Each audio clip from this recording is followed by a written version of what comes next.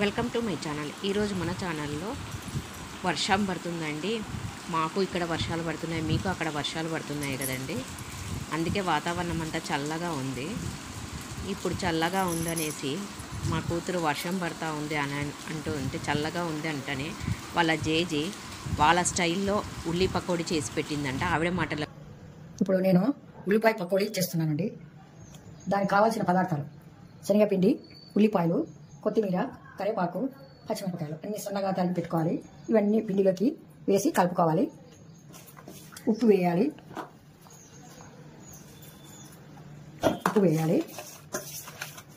ఇవన్నీ ఇంగ్రీడియంట్స్ అన్నీ వేసేసుకోవాలి.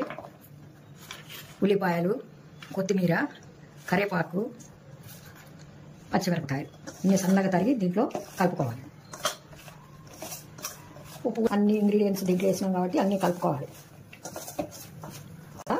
వేడి ఆయిల్ కొద్దిగా దీంట్లో వేసి కలపాలి. అన్ని ఇంగ్రీడియంట్స్ అన్నీ వేసి కలిపిన తర్వాత ఆయిల్ 2 స్పూన్లు వేసుకోవాలి.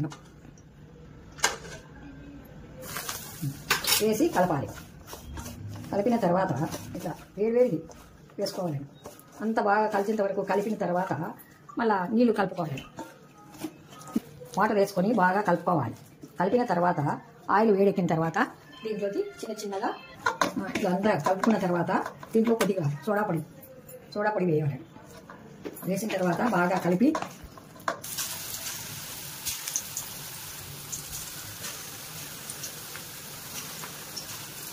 చిన్న మంట మీద కాల్చుకోవాలి.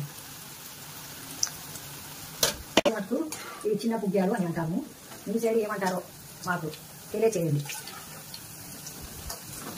ఇవి దూరగా బాగా ఎర్రగా వేయించుకోవాలి. పొడి అంటారు, మజ్జిగ అంటారు, ఇక చిన్న పుగ్గాలు అంటాం.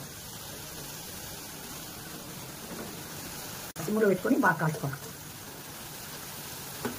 దూరగా ఎర్రగా వేసేట్టుగా కాల్చుకోవాలి.